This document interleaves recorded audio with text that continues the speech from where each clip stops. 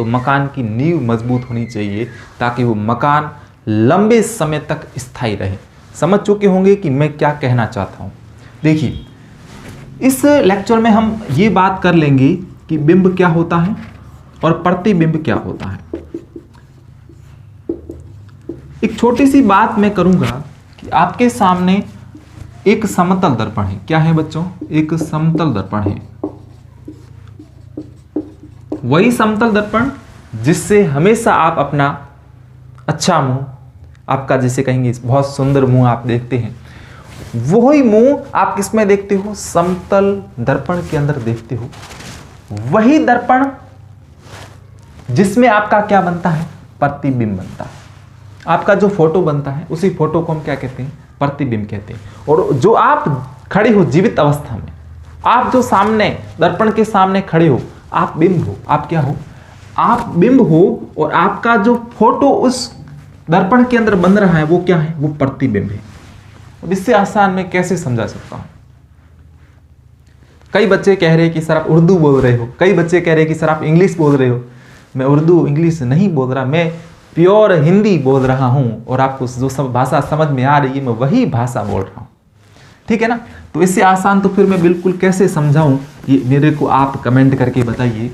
भाई, जो आप खड़े हो आप बिंब हो और जो आपका फोटो आपके दर्पण के अंदर बन रहा है वो प्रतिबिंब है। इसी प्रकार से हम आगे समझते हैं। जैसे कि ये हमने लिया है अवतल दर्पण। ये कैसा दर्पण है बच्चों? अवतल दर्पण।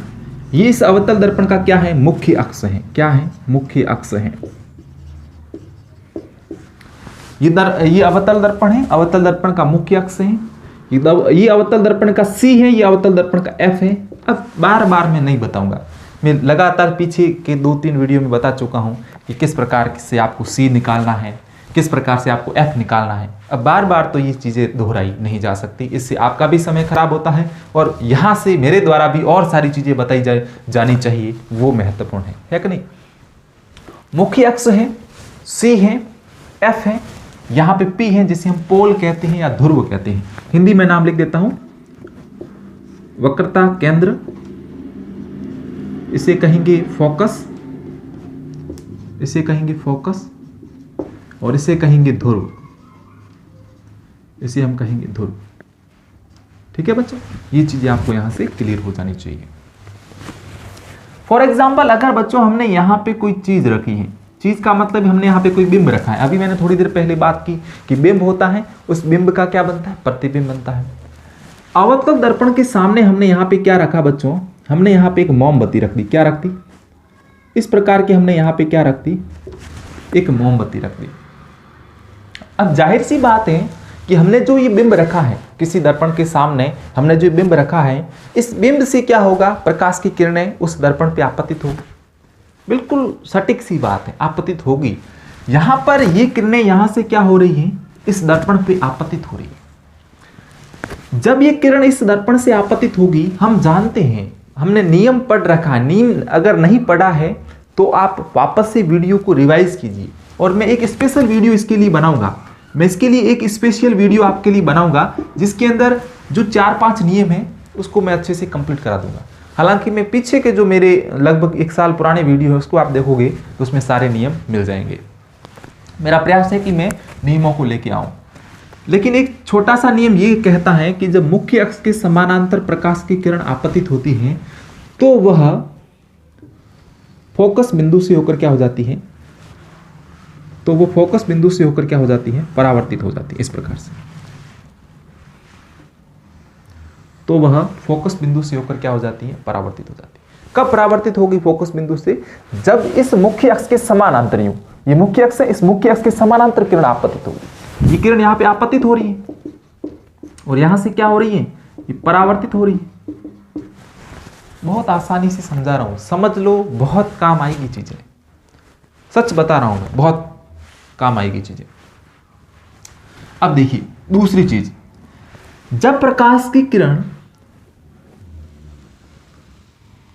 दर्पण के इस भाग पे आपतित हो रही है, जिसे हम ध्रुव या पोल कहते हैं, तो ये या फिर यूं कहेंगे कि जब प्रकाश की किरण दर्पण पर तिर्यक आपतित होती है, तिर्यक, तिर्यक आपतित होती है यूं, ये दर्पण है, ये दर्पण है, और इस प्रकार से यूं तिर्यक आपतित हो रही है। तिर्यक आपतित होने के बाद ये तिर्यक ही क्या हो जाती है, परावर्तित हो जाती है।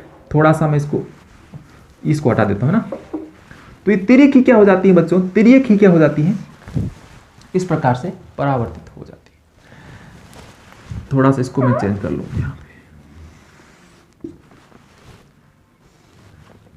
देखा आपने, यहां से तिर्यक आपतित हुई और तिर्यक ही क्या हो गई, परावर्तित। ये तिर्यक आपतित हुई, तिर्यक आपतित हुई, प्रकाश की किरण तिर्यक आपतित हुई, और प्रकाश की किरण क्या हुई, तिर्यक ही परावर्तित हो गई।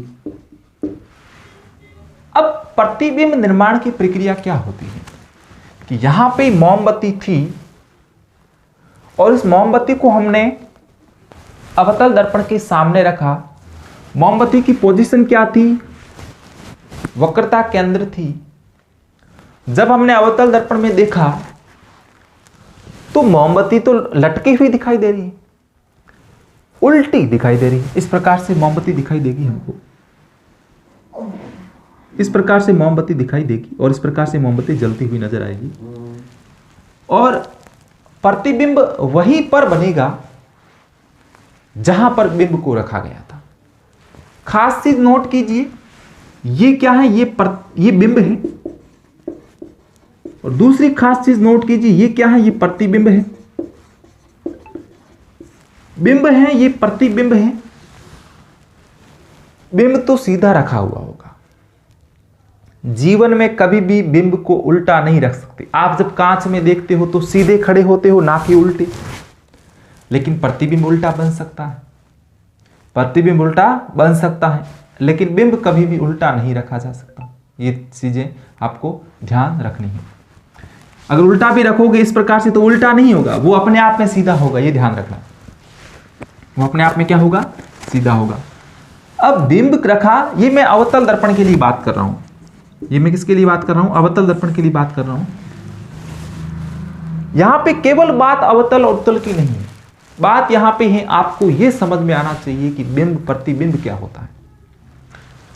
बिंब को हमने दर्पण के सामने रखा, इस प्रकार से सीधा रखा, वैसे सीधा ही रखा जाता है। इसकी स्थिति नोट कर लेते हैं, इसकी स्थिति, क्योंकि परीक्षा में स्थितियां बहुत पूछते हैं। जब बिंब की स्थिति वक्रता केंद्र C हो, वक्रता केंद्र C हो, तो प्रतिबिंब की स्थिति बताइए, वहीं बनेगा। ये एकमात्र अवस्था है पूरे दर्पण की, जब C पर रखते हैं तो प्रतिबिंब भी C पर ही बनता है, एकमात्र अवस्था है, ध्यान रखना। तो प्रतिबिंब की स्थिति भी कहां होती है, वक्रता केंद्र C पर ही होती है। दूसरी मुख्य बात, इसकी स्थिति तो हमने नोट कर दी, स्थिति तो हमने क्या कर दी, नोट कर दी। अब आपको यह देखना है कि यहां पर जो प्रतिबिंब बन रहा है वो वास्तविक बन रहा है कि आभासी बन रहा है। तो दूसरी चीज हमें यहां पे नोट करनी होगी, यहां पे वास्तविक बन रहा है। सर कैसे पता चला कि ये वास्तविक है कि उल्टा है? अरे भाई, जब यहां पे दर्पण के सामने बन रहा है, दर्पण के सामने बन रहा है तो वो वास्तविक होगा। अगर यहां पीछे की तरफ यहां कहीं बनता तो हम कहते कि वह आभासी होगा। अगर यहां बनता बच्चों तो वो आभासी होगा। अभी तो ये सामने बन रहा है, ये दर्पण है, इस दर्पण के इधर की तरफ बन रहा है, सामने बन रहा है, तो वो क्या होगा, वास्तविक होगा। लेकिन दर्पण के पीछे कहीं भी बनता तो वो कैसा होता, आभासी होता। ये चीजें आपको ध्यान रखनी है। इसके अलावा वक्रता केंद्र C पे बनता है, वास्तविक बनता है और उल्टा बनता है। ये तो अपने थोड़ी देर पहले बात कर ली, उल्टा बनता है। क्योंकि यहाँ पे देखिए ये मोमबत्ती ऐसे जलती हुई दिखाई दे रही है, हालांकि हमने रखा ऐसे ही, तो उल्टा हुआ कि नहीं हुआ। तो क्या चीजें पता चली, अवतल दर्पण में एक अवस्था ऐसी है जब प्रतिबिंब आभासी बनता है और सीधा बनता है। बाकी जितनी भी अवस्थाएं बनती हैं अवतल दर्पण के अंदर, उसके अंदर प्रतिबिंब हमेशा वास्तविक होगा और उल्टा होगा।